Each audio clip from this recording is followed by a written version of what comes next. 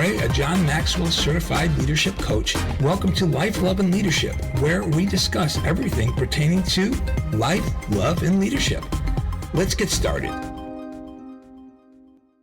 Hello and welcome to Life, Love, and Leadership. I'm Tom Ray, and joining me on the line right now is my co-host, Ken Shelton. Ken? Well, hi there, Tom, and welcome to all of our guests. I hope that you all had a wonderful Thanksgiving and that you have not felt too guilty about all the food that you ate. I certainly do not feel guilty about my food. In fact, I am grateful for it. One of the things today that we want to discuss, as we do in each of our podcasts, is a moment of gratitude, an attitude of gratitude.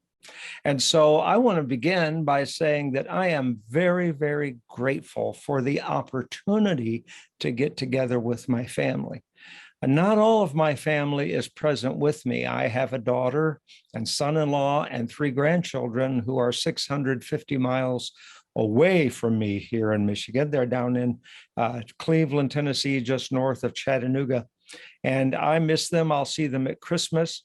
But also my other 2 daughters generally switch on and off and have one Thanksgiving with us and one with their in-laws. And that seems to work fine. One of our in-laws, however, or one of our daughter's in-laws were unable to meet with them. So we were able to have Thanksgiving with our middle daughter and her husband and their 4 children, ages 7, 9, 11, and 14. And if you think you can't have fun with grandkids of that age, you just haven't experienced it, because they are hilarious. And the food was great, and it made the workload a lot lighter, and it was just great to be with my family. Not just grateful for family, but grateful to be with my family, to be in the same room with them, to laugh at the same jokes, or groan at the dad jokes, or remember things from the past. So that's what my attitude of gratitude is today, Tom. How about you? I loved yours. That was great. And I have a few like that. But mine today is friends. You know, I don't know a lot of people that have a lot of close friends. You know, we have acquaintances, and you know, we have probably a couple of thousand people on Facebook, but would we consider them our close friends? And so I'm thankful for the close friends, those that I can share with, and they can share with me, and we can hold each other accountable and encourage one another. I really appreciate friends today. And so that's mine. And by the way, we had a wonderful Thanksgiving and had to adjust the belt a little bit, but it was fantastic. I have a few pair of pants that have that elastic waistline, you know, and I call those my Eton britches. So they expand with the moment. So, well, today our theme is about our minds, and specifically how very rational people, smart people, otherwise rational people can have very irrational thoughts. And I want to say this, that it's not just a few, it's all of us from time to time struggle with irrational thinking. And it can become a real problem. So whether it's in your home, in your family, at the workplace, or in your free time, and free time is where a lot of these irrational thoughts manifest. When you're preparing for a meeting or when you're thinking about a new venture. And so today we want to discuss 12 irrational thoughts that smart people experience from time to time. That's good. And this is taken from an article from Inc.com, and we'll put the description of that, the link for that in the description of this podcast. But we want to kind of go down with them line by line, and whichever one pops out to you, maybe it's time for you to rethink your position on that, and how you can substitute a negative for a positive. Does that sound good? Yeah, sounds great. I love the first one because it nails me sometimes, I have to admit through the years, because we live in a very competitive culture and most business is very competitive. And so the very first thought is that I must be competent at everything or I will never succeed. I have to be good. Now, when you first hear this, you're going to say, what a ridiculous thought. Of course, we don't have to be competent at everything. But let's dig down into it just a little bit and talk about why we feel this way. That we must be very good at everything before we start. It's really counterintuitive. It goes against the grain of rational thinking, doesn't it, Tom? Right. I remember growing up, my mom was afraid that something might happen to my sister and I because my mother had had a very difficult time giving birth to children. So she had lost 5 children, and that was a very painful experience for her, either at birth or shortly after birth. And so when my sister and I came along, if my mother even had the most vague idea of injury, she became overprotective. It was something that we had to deal with as a family. And so my father, we lived on some land, 9 acres, 10 acres. We had an apple orchard. My dad took the low land that was there, had a friend come in with his bulldozer and his crane and dug out a swimming hole, a great big pond. It was 300 feet long and about 70 feet wide. It was 10 feet deep in the middle and 5 feet on each end. And it was fed by springs that came from underneath the orchard. And on the hottest day, it would freeze your toes. It was so much fun. We had a great time running down the hill from the orchard, running straight down, going on the dock and then diving off. And those among us who were brave enough did that with our bikes. And so it became an expensive trick. But anyway, my mom would freak out at first. And my dad had to, have a conversation with my mom and say, Joe, that was my mom's name, Josephine, Mom, Joe, you got to let these kids have a good time. You have to let them risk or they'll never get anywhere. And so when Dad was away at first, she would say, you can't swim until you learn how. I mean, how are you going to learn how to swim? Until you swim. I said, Mom, I got to swim to learn how to swim. No, learn how to swim and then you can swim. Well, that came from the fact that, number one, she was afraid. Number two, she'd experienced loss. And here's the big one. She didn't know how to swim. Oh, wow. So she transferred that fear over to me. Yeah. The idea that I have to be really good at a thing. And so we had a little challenge with that, but I broke through and now I'm a dolphin, man. I can get in there and splash around. Of course, I am almost 70 years old, but anyway, I started swimming at a young age after that, but that was it. My wife and I were talking about this the other day, and she had the same experience with her mother about driving. Her dad purchased an extra car and said, Kitty, here's keys, because he got tired of taking her places.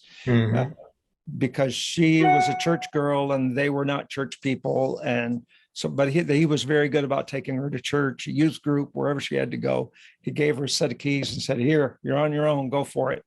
And her mom would say, Bob, that girl's going to get in a wreck. Don't let her drive till she knows how. Now, Bobby, that was their names, Bob and Bobby. Bobby, that doesn't make any sense. She's had driver's training. She needs to be able to drive so that she could get better. She doesn't know everything, but she'll learn it. She's a smart person. So anyway, enough of that. Irrational thinking that very smart and otherwise rational people can fall into tell us sometimes we have to be very good at things when that's just not the case. How does it work if we're not good at everything, Tom? Well, we're not good at everything.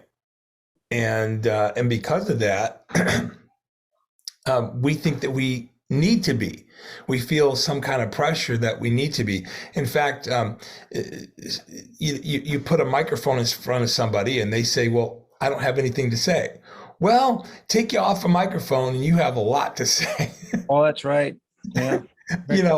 but put a microphone in front of you and you say, I have nothing to say. But really what we're doing is we're thinking that I don't have anything of value that can impact another person. And that's not true. Your story is your story. And whatever it is, whether it be minor with just very boring life that is the life that you lead, someone else will feel that that same thing because they're have the same type of life. So we don't have to be an expert in everything that we do, but we need to be good and even an expert in the thing that we love. And I heard this said by, I think it was John Maxwell that said that you have to, if you spend 5 years on a thing, I think it's 5 years, 5 years on a specific thing, that you'll become an expert in that field. Wow. Yes. And so, whatever it is, whether it's swimming with your bike or or driving a car. I think this is funny, but I managed to drive around and pass cars and find parking spots just fine until my wife gets in the car. And then I realize I don't know how to do any of those things. That's right. Yeah, I hear you. There are a lot of jokes there. Well, I think we did that one pretty good justice there. Let's jump to number 2. All right, so number 2 is my emotions are outside of my control, which is an interesting one because it focuses on the invisible. Emotions are invisible. The resulting action from our emotions are visible, tangible, and often can cause great danger or can cause us to withdraw or can cause great things to happen. But the idea of our emotions being outside of our control is rooted in the fallacy or the false thinking that we are born with a set of emotions and that's just the way we are. And so we use that phrase a lot. That's just how I am. I've always been afraid of that. I could never do that. My emotions, I get so afraid when I get up there. Heights. No, I could never do that. No, I could never do that. When the reality is our emotions are able to be trained, changed, and some of that is very positive. Some of that can be harmful. Sometimes you can try to force people to change their emotions, which is abuse of leadership. It is not the goal of leaders to force change on people's emotions or mindset, but rather to teach them that they can manage. I think manage is the better word, manage emotions. What do you think about that, Tom? I think that it is possible to learn a new way to express our emotions and how we're feeling. I know that there's a lot of courtrooms that are filled today with those that have lost their temper, and now they have to go to get some anger management classes. You have to learn how to filter or find a way to positively shift their blame or their anger to something more positive and constructive. And so I think that it can be changed over time. But I think you hit the nail on the head when you said that this is the way I've always been. And and then to say, well, this is the way I'm always going to be, is the fallacy there. Because right, it goes to identity. Yes. We identify with that emotion, that fear, that usually, I'll say it now, the fear of rejection is a huge one. So many of our irrational thoughts are based in a fear of rejection. And then they manifest in different ways. And so Yeah, it's a huge issue, but a lot of it can be managed simply by talking about it. Mhm. Um, if we have a moment, I'd like to just talk about Play-Doh for a second. Is that all right? Now, I'm not Yeah. talking about Play-Doh, the rubbery substance that I'm talking about the philosopher Plato. Uh-huh. Many of you, no doubt, are familiar with Plato as a philosopher and as one of the people whose thinking has shaped most of contemporary culture and culture throughout the years. Aristotle and Plato and others, pardon me. Plato, in his writings, The Republic, specifically, this might jog your memory, had a segment that he called, that really dealt with the people in the cave, the man in the cave. And the idea, broken down in simple terms, is that there were a group of people in a cave that had no light, and they were together, and they lived their lives in shadows and in feeling, just feel their way around, and that's how they survived. And they knew there was a light outside, but the light scared them because they had always been raised in that. And they told their kids, don't ever go outside. Don't go outside. It's dangerous. It's harmful. Bad things will happen. And until finally, one day, one of the family members ventured outside closer and closer. And when that person was there and their eyes adjusted, that person began to see that the light was beautiful and that there was beauty all around. And then that person came back in and said, come with me, come with me. And others came out of the cave of ignorance and fear. Others would not. Others simply were afraid. And here's where we get this idea of their own shadow. They were afraid of their own shadow. When a little light was introduced, it scared them to death because they had believed this false thinking. And so they had to deal, Plato's idea was our emotions can be overcome, emotions that rise out of misinformation, out of false experiences, whatever it may come from. So I've always found that theory very, very helpful. It's where modern science and even growing in really any field of education and relationship comes from. I like how it says in the article that however you feel, you can always control how you act and how you respond. Yeah. True. And I think that's true as long as we're willing to take control of that. Well, do you think, Tom, that if we begin to act or respond in a different way, that it will have an impact on our emotions?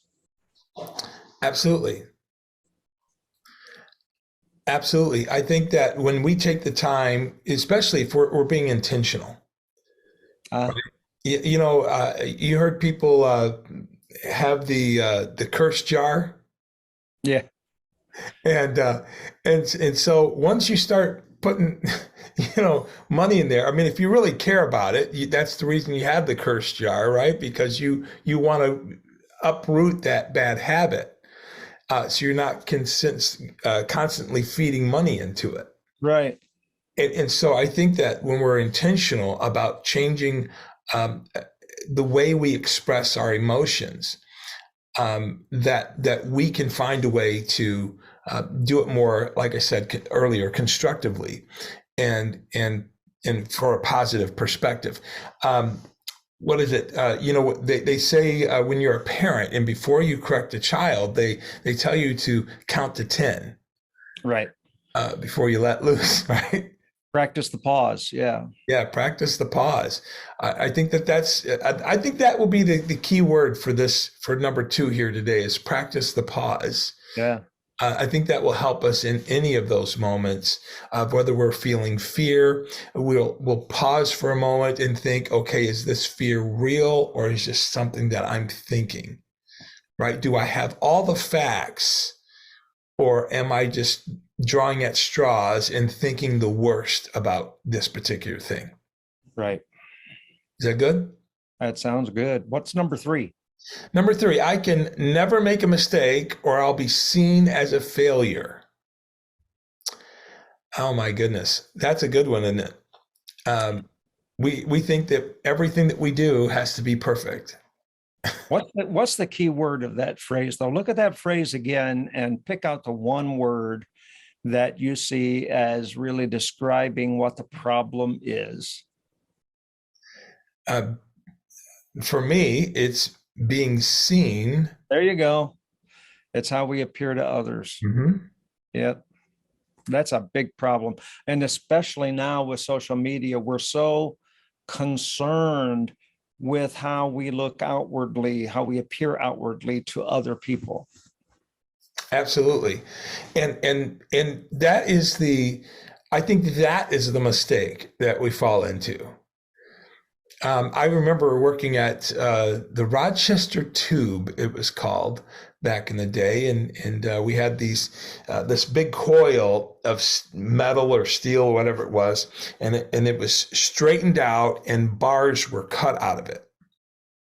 And then there was a clamp that would grab the coil of bar and pull it through, and sometimes the pieces of the metal that was cut to cut the bar in half would get stuck in the clamp. And now the clamp is pressing these pieces of metal into the pipe. And I remember one day when the boss showed up, the owner showed up, and everything was fine until just that moment when the owner walked in. And now I'm running out these parts that are defective that we have to throw away. Oh yeah. And whenever you have to throw something away, that's money going out the door, right? And so, and a lot of times we can feel that pressure in that moment because we want everything to be just right. And I just remembered another quick story. So I'm getting ready to officiate a wedding, and so I'm walking, properly to the stage, and the step on the stage was a little higher than typical steps. And I tripped up the stair, and I just said, oh, well, because I was trying to do it very delicately and with, a little pomp and circumstance because it was a wedding after all. And that just set the tone for the rest of the wedding. So, so I think that we can find ourselves getting worried about what other people think. And a lot of times, not everybody knows that what you're doing wasn't already planned.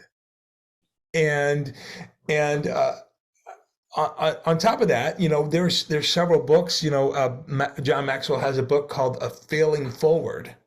Oh yeah, it's a good book. Yeah, which is a great book talking about not allowing your failures to keep you in bondage of where you're at, but to use them as stepping stones because we're learning in that process. I came across these 2 great quotes by a man named Edwin Land, and he said, "A mistake is an event, the full benefit of which has not yet been turned to your advantage." And here's the other one. You must expect failure after failure after failure before you succeed. And so, yes, we're going to make mistakes. As the song says, everybody makes mistakes, right? Right. We're going to make them. What do you got to say on that, Ken? Well, you just said it. Everybody makes mistakes. The reason that we're concerned about how we're seen so that we appear as though we don't make mistakes is simply because everybody makes mistakes. And we, in the back of our minds, have this archetype, this image of a person who never makes mistakes, which is completely unrealistic. So really, it's a false superiority that says, I can do this thing and never fail. But everybody else, of course, does make mistakes. So I'm better than all of these people. And that's what it means to be an expert. What people really want from us is that we're reachable, touchable humans, that we fail just like they fail. The book you mentioned, Failing Forward, really comes from an idea in football that you can be tackled but still gain yardage if you fall forward. So is a play on words that you fail, but fail forward. Just keep on going with it and gain some yardage out of it. So you're no better than anybody else. I'm no better than anybody else. Oh, Lord, when we started talking about this, I had 1,000 preacher stories in my head. Not about other people, about me. You know, I pastored for 35 years. I just had a whole lineup of hilarious situations that in which I appeared foolish, but actually helped me because the people in the pew saw that I was not a stiff plastic dummy up there going through the motions, but not the emotions. Can I tell one? Can I just tell one? Tell one. Let's hear it. Just one. I was speaking in a church service in a small building, and there was a lady. It was my first church, and it was a small building, and I don't even know what I was preaching about. But there was a lady there who had started attending, otherwise nice person, but she had a completely dominating personality over her husband, her daughter, and now her daughter's fiance, of which she did not approve. And so there were certain mannerisms. In particular, this young man had a problem with smoking. And for some odd reason, it came upon her while I was beginning to preach that she needed to point out in public that this young man had a bad habit of smoke. Can you imagine this? She stands up. It's this adult woman's fiance. She stands up, she comes down and makes a big deal out of this boy that her daughter is dating and engaged to. And I got very irritated. And because she'd done some other silly things that were unnecessary. And I meant to say, you know, we all know what spoonerisms are, where you switch the first letters of words. I got really upset, and I meant to say, Vivian, you should sit. That's not what I said. I inverted the S and the SH, and I said, you should, you got it. And I said it loudly. And we had a nice lady at the church. She was in her 90s. Her name, we called her Grandma Navarre. She was on the second row, and all of a sudden she just bowed her head, her shoulders started shaking, and she started laughing. And then somebody else laughed, and then everybody laughed, and then I laughed. And I said, well, I guess that's the tension breaker right there. That's what we needed to break the tension. You know what happened? She sat. So the next week, I thought, I'm going to conquer this, and I'll be quick. I'm going to conquer this. I am going to memorize my scriptural text, my verse that I preach from. And by memorizing it, I will go up there and say, now, if you'll turn to Psalm 22, we'll begin to read together. But I was going to be better. I was going to show them that I already knew this scripture. So I would start quoting it while they're looking for it. And so I said, who shall ascend to the hill of the Lord? He who has clean hands and a pure heart, who has not sworn deceitfully. The next phrase says, or has done his neighbor no evil. But once again, I must have been fixated on spoonerisms because I said, and who has done his navel no evil. Neighbor. And then I said, I quit. I give up. 2 weeks in a row. Oh gosh, was it ever funny? But it just made me, I mean, it was a joke, and I laughed with it. I rolled with it, and it became a nice touchstone. So what we are talking about, let's remember, is irrational thinking. Yes. That even very smart people have. And one of those is that I'll never make a mistake, or I'll be seen as a failure. Yes. You might do it all right and still be seen as a failure because people have unrealistic expectations. Yeah, and I think we'll get into that in one of these other ones in just a few moments. But I think I promise not to tell these preacher stories at every point, or we'll never get through it. But they really happened. I believe you, and I think a lot of people can identify with you on that. So let's jump to number 4. I must please others to feel good about myself. That is a trap. Insert the clip from Star Wars. It's a trap. Yeah, right. A total trap because, we set ourselves up for failure when we feel like we must please others to feel good about ourselves, because obviously we want to be a blessing to others. But, we know that people have different opinions on what is pleasing them and what's not. You come in, like my wife, she likes, firm massages, but there's other people like, oh, stop, that's too hard, right? And so, you're trying to please someone, but you're doing it in the way that you think it should be done rather than the way the person thinks it should be done. And so, so you can't please everyone every time. And, my pastor used to always say, in the sanctuary, he would say, how many are cold? And hands went up. How many are hot? Hands went up. How many people are just right? And hands went up.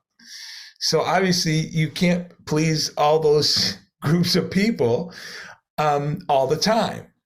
So how do we counter that? Well, it's more difficult for some people than it is for others, because being a people pleaser, which is what we're talking about, is really an addictive behavior. And in the same way that a person who is addicted to drugs or alcohol or cigarettes or any sort of what we call conditioned response, that when a certain set of circumstances happen, we respond a particular way. It's a habit, and people who are lifelong people pleasers cannot simply break it, because their whole life, and I know this may seem ridiculous to some, but then again, we're talking about irrational thoughts, right? Some people are just people pleasers. They don't want to upset anybody. They can't help it.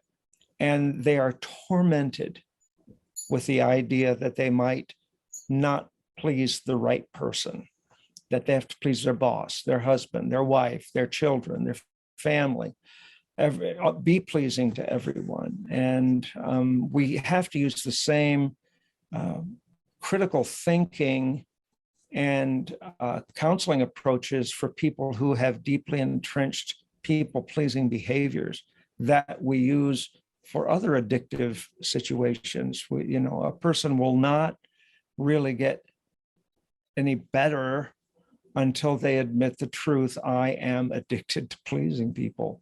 And once you see it that way, what you're really addicted to is the good feeling that you get when you please them. That's what you're addicted to, that dopamine rush that you have when you've satisfied them and they're like, oh, you're just the most wonderful person. And then like, yes, I know I am. I don't know all the places it comes from, but that's what I would lend to it. But yeah, it's manageable as long as you can face it for what it is and talk about it and get over it, because people pleasing can sincerely limit you. Mm-hmm. Yeah, because you're always trying to please this person, and then I've got to do this to please that person. I just remembered an episode of, what was it? I can't remember the sitcom. Seinfeld. No, but it was Fresh Prince of Bel-Air. Oh, okay. And Will Smith. Will Smith's character, Will, and his cousin, can't think of his name. Anyway, his cousin, and then his cousin Hillary. Hillary was being used by Will and his cousin. Why I can't remember his name. I don't know why, but she had to please the both of them, and each of them didn't know that she was pleasing the both of them. And so she was caught in the middle here. And whenever Will said a certain word, she had to act out in a certain way or say something against his cousin. And so when his cousin said anything and a certain word, that she had to react to that too about Will. And so it was just crazy, and she just got nuts towards the end of it because she couldn't keep up anymore because it got out of hand. That's funny. Maybe I'll find it and put the link in the description of the podcast on this one too. But it's pretty funny. But that's how we get when we're trying to please everybody. If you try to please everybody, you're going to please nobody. At the end of the day. And then what comes as a result of that is, after doing our best to please people, we're also probably seeking gratitude and thanks for what we did. Right. And when that doesn't come, well, that can spiral us down into depression. Look at all the things I do for these people, and they don't do anything for me, or they don't appreciate me. Maybe I'm getting off on another thing, but that is something to consider too. When we're always out to please people, we end up pleasing nobody, right? Very true. Do you remember that little flyer that went around to church staff years ago, the perfect pastor? Our church had a pastoral search committee, and we finally have found the perfect pastor. He has curly hair that he parts in the middle. He wears it long, but prefers to keep it short. He has one brown eye and one blue eye. He loves young people, but spends all of his time with the elderly. I mean, it was just a whole list of opposites. And that's the perfect pastor. So what you have is a pastor who is schizophrenic and has a split personality, and is like, oh, yes, who are you now? What do I have to do to please you? It was pretty funny. I think as you begin to describe that, I begin to remember I've seen that before. But let's jump into number 5 really quick, okay? So if someone criticizes me, there must be something wrong with me, right? Why is it that whenever someone criticizes us, we automatically raise up our defenses? To plug another podcast, I think it's podcast number 18, talking about mindset. And in that, I think I talked about how we have this baby of ours, whether it be a song, or whether it be a book that we're writing, or an article, or something we created. We used Play-Doh, the actual Play-Doh with, to create this art. And someone says something, whether trying to be mean or just their opinion, and we automatically get defensive, and we close out what they have to say. We're not open to what they have to say. And or you preached a word on Sunday, and half the audience was like, you hit the ball right out of the park, and you've got some other person that walks in and says, you know what, I didn't really like what you did here and did there. And you're like, what's wrong with you? You need to get with the program, because these other people, they liked what I did. What's wrong with you? Right? That we're not open to hear what that person has to say, because it's negative versus this positive here. So I like this. It says that when you're the object of criticism, always ask, is this about me or is it about the person speaking? That's another powerful thought. You want to weigh into that? Yeah, this is a very common irrational thought that people have. And we all fall into both sides of it. We often are critical ourselves. And I say this, I think it's true. I believe it's true in almost every circumstance that, and you'll probably try to find one to prove me wrong, but I do believe that we are very critical toward other people when it comes to the thing that we are very good at. I love music and I think I'm a good musician. So when I hear someone who is publicly performing, it's easy for me to fall into the trap of criticizing them because I consider myself to be something of an expert in that field. Well, no matter how good you are, there's always somebody better. And it doesn't matter how big, strong, beautiful, there's always, it's a contest in our minds. Somebody's going to be better than that. So it's a sort of beating people to the punch. So it's like, I'm afraid you're going to criticize me, so I'll criticize you first. And what we, as humans, often do is there are two responses. We either beat the person to the punch and become critical of them, or we shrink in the face of their criticisms. And we really take on this idea that we'll never be good at anything because this person must be superior. And really, it's all about a critical spirit. Some people just have a critical spirit. Some people were raised around very critical parents, and so they learned how to criticize all the time. And some people are just very intolerant people. They're unkind. They're just unpleasant to be around. And you could do everything just right, they're going to find fault with you. And there really isn't anything wrong with you. It's just wrong with them. But if you pointed it out, they would try to find holes in your thinking because they're very critical. And for the person who suffers under the uncertain way to respond to the criticism, I would offer this bit of encouragement to you. You need to have a close circle of people who build you up.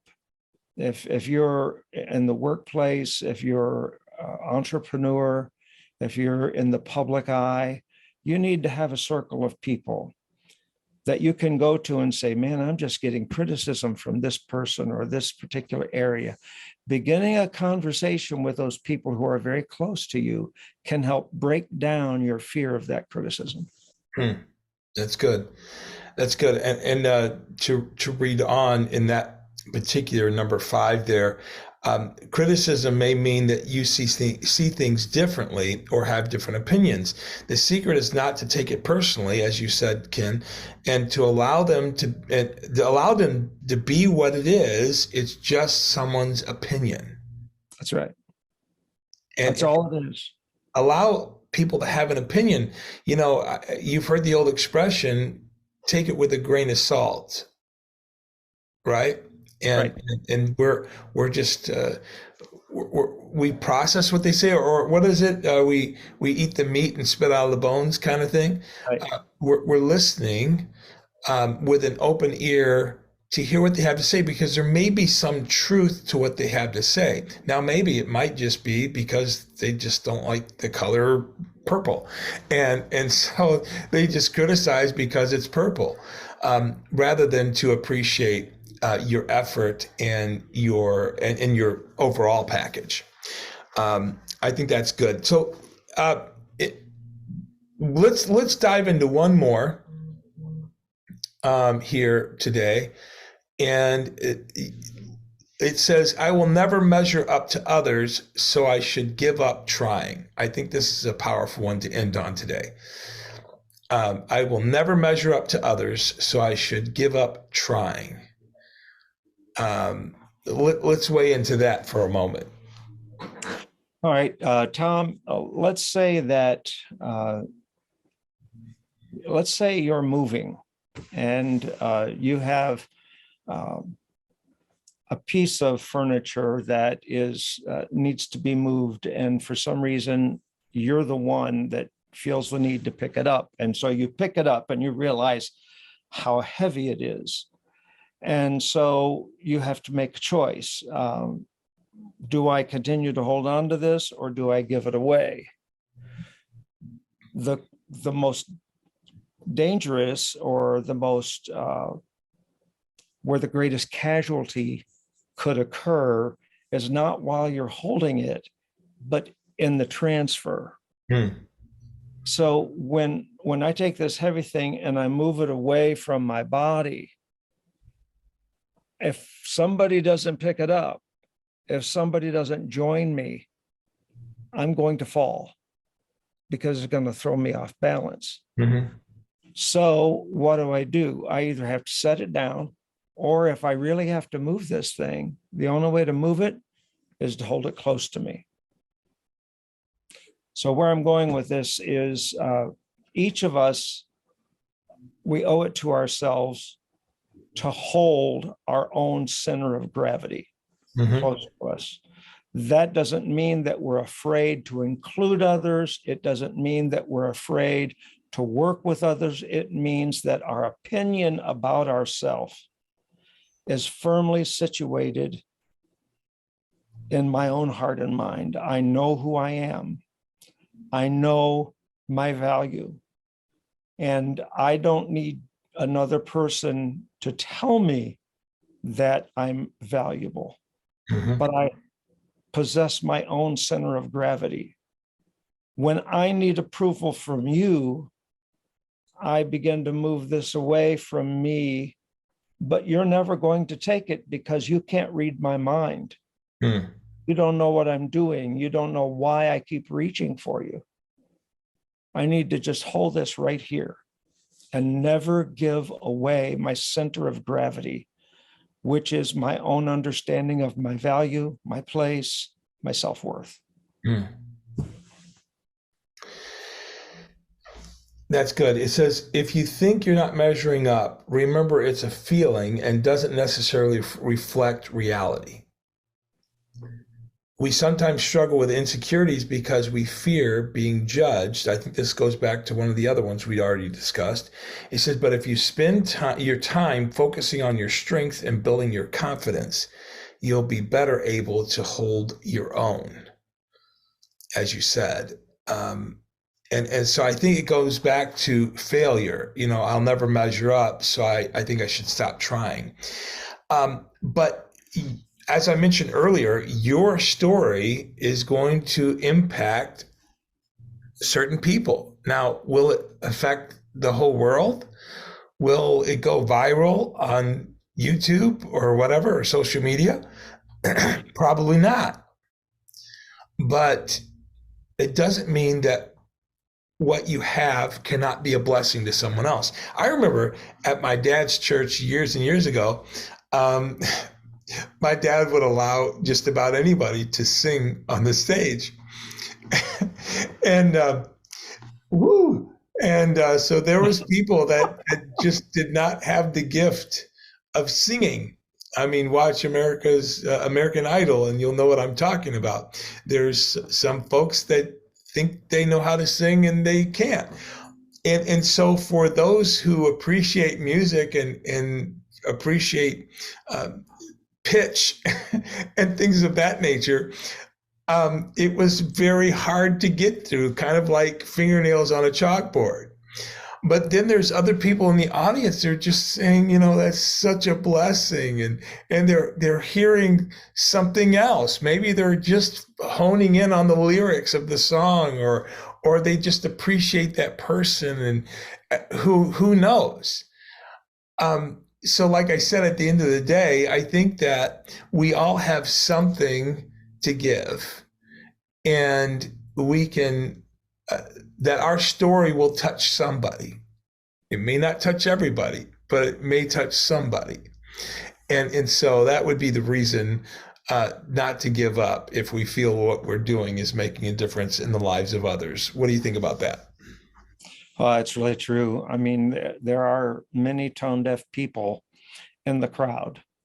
And so they may very well like the way the person looks and think that they're also singing very well, when indeed they're not, because they're also tone deaf. And there is an entire culture of people who do not appreciate what you do.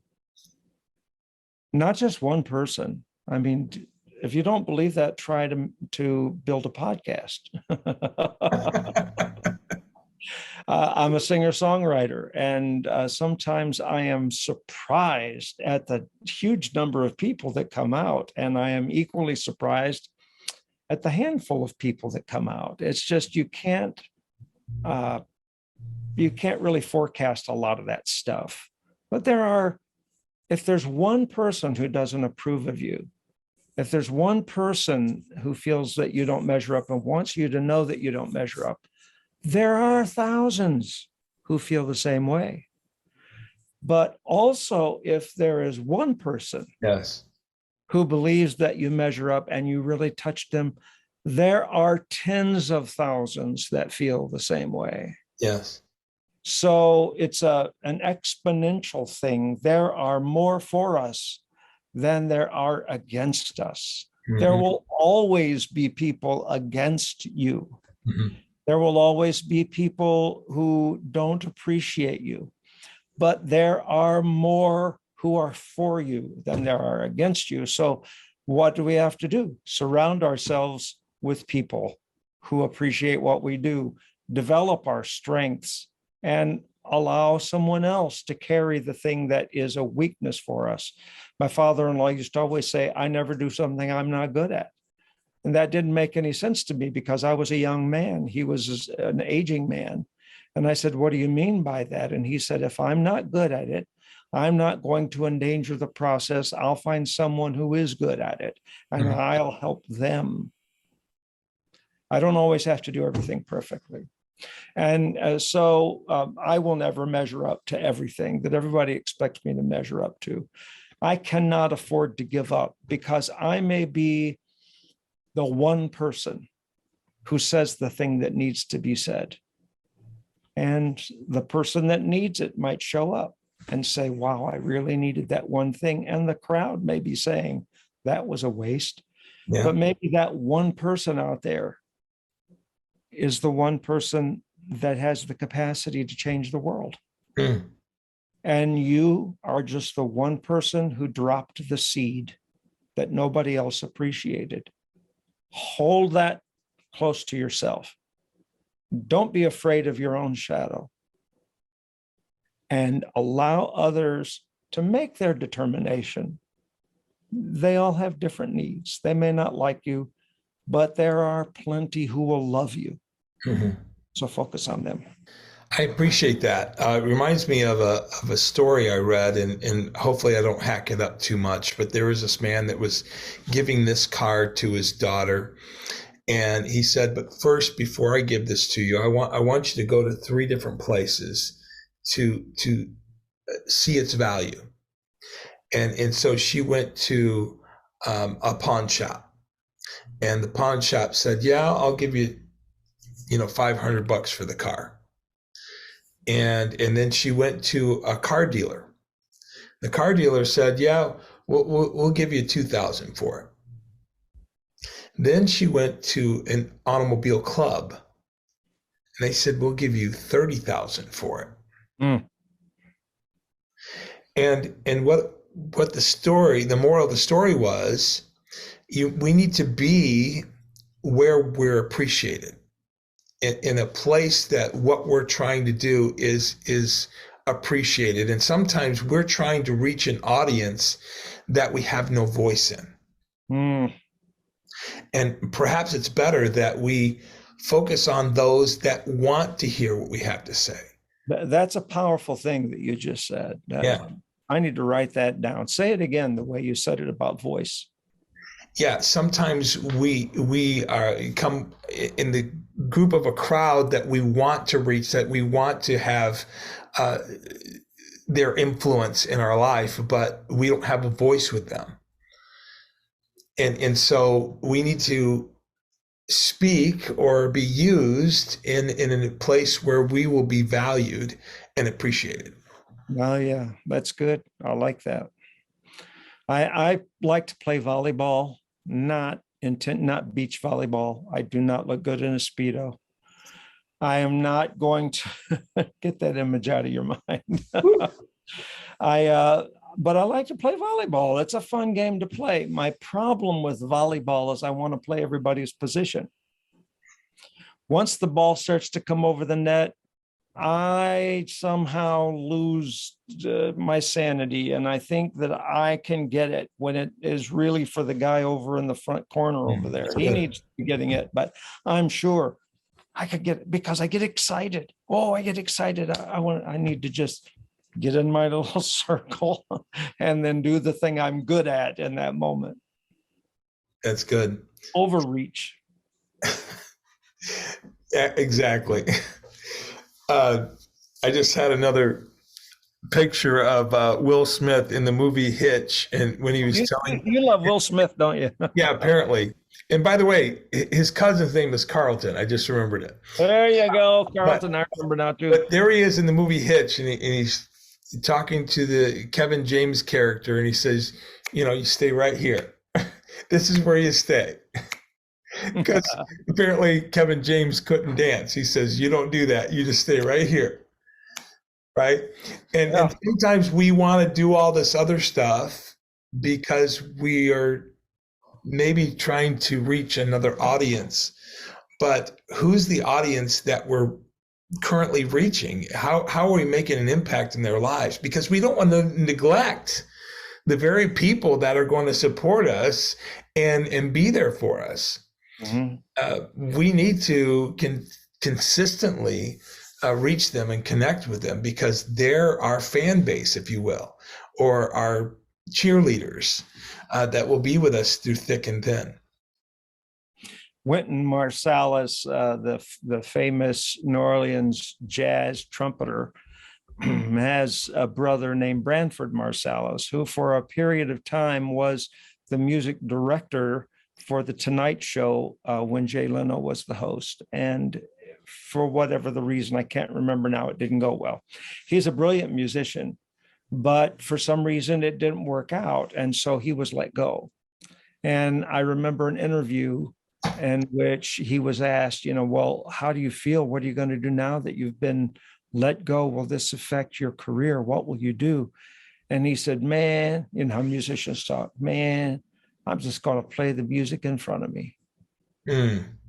And the fellow said, can you break that down for me? He says, it's just the way life is.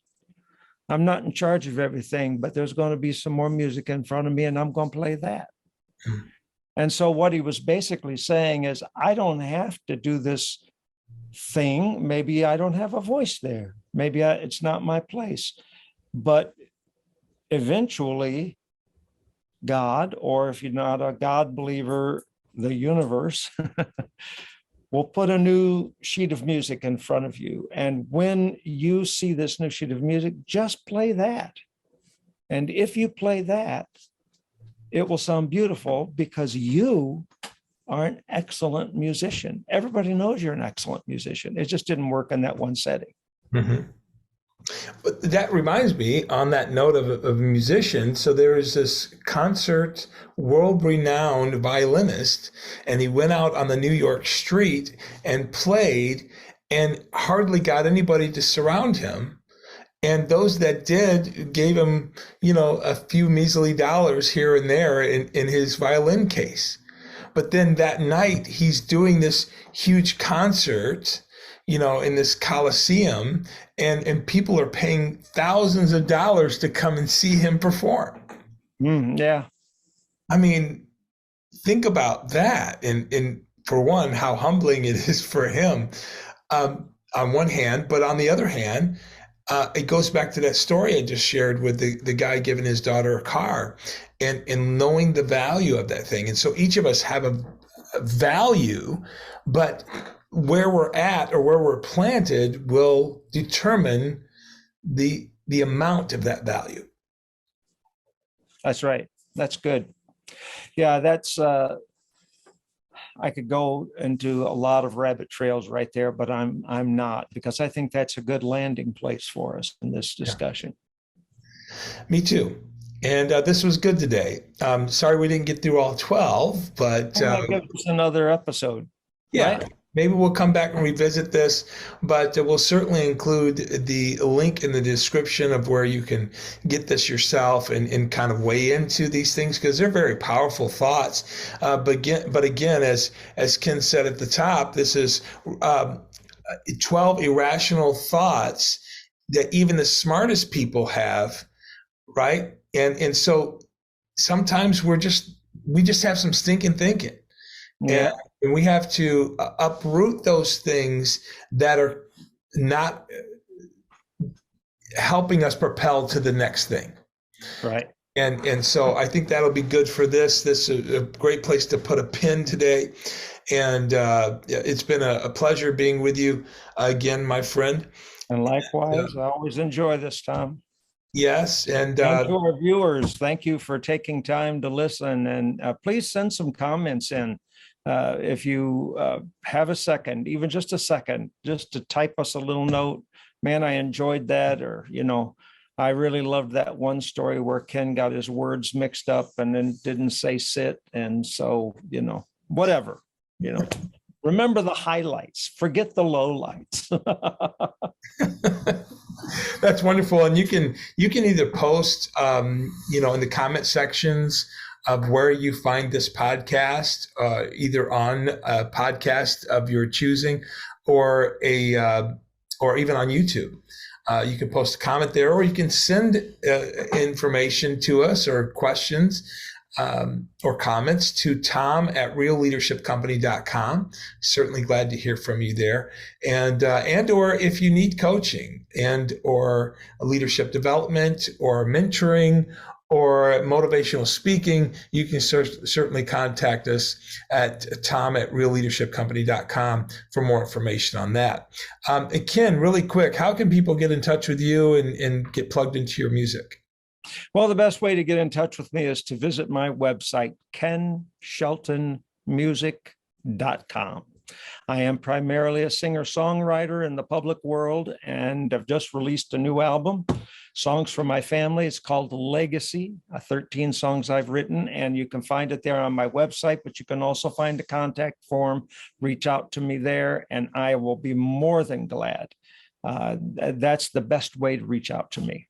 Wonderful. And I just want to plug again that I am a realtor. And if you're looking for a home to buy or sell, please contact me. I even have some office space that's available for lease. So if you're interested in that, contact me at TomReaRealtor@gmail.com, TomReaRealtor, or you can call me at 586-275-7732. I'll be glad to help you or just refer you to someone else that can help you. But let me know how I can help you and be a blessing to you. Thank you for tuning in today and being a part of this discussion. Think positively, find ways to change your attitude, a bad attitude to an attitude of gratitude, and let's make a difference in the lives of others moving forward. Does that sound good? Yep, that's great. Can I ask another quick question of our audience, Tom? Here's my cup. It says, ask me about my dad jokes. Yes. And so if you have a particularly bad dad joke or bad parent joke that you would like to share with us, I think we discussed, Tom, having an episode sometime down the line on the bad dad jokes that have come to us. So if you have a bad dad joke, send it our way. Send it to Tom. What's that email address again, Tom? Tom@realleadershipcompany.com. Tom@realleadershipcompany.com. Bad dad jokes.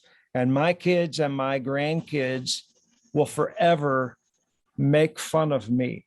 At my father's deathbed, my kids were all around, and my dad is a luminary in my mind. He just has a long shadow because he is so important to me. And of course, I made fun of him and the things that he did that were funny. And my kids sometimes, would laugh. And I said, kids, listen. I said, when you admire someone as much as I admire my father, you have to identify their humanness and make jokes about some of the things that they do, or they'll never be human in your thinking. I said, and so I hope you kids will feel the liberty to tell jokes about me and to laugh at the silly things I've done. And at that point, my oldest daughter said, "Oh, don't worry, Dad, we've got you covered." And I laughed. I said, "Well, I would be so disappointed if you didn't, because that's the gift of every generation. We get to chuckle at the previous generation. And some of those give us bad dad jokes. So give us some bad dad or bad parent jokes, and we'll be glad to include them at some point. We'll look forward to them, and we'll even give you credit. Yes, we will. If they're especially bad, we'll give you credit. Yes. Yeah, we will host a podcast on that very thing and just have a good time and just share bad dad jokes. I think that'll be hilarious, and we'll have a wonderful time of laughter and fun. We need that every once in a while, don't we? We sure do. Well, medicine. Yes. Well, again, thank you all for joining us today. Please subscribe to this podcast and please share it with others. Let them know of this rich content that you've been able to receive. And we also appreciate hearing from you. Again, your comments. And again, as Ken said, send in your bad dad jokes to us and put your name in the comment section there and let us know who to identify. Again, thank you for joining us today on Life, Love, and Leadership.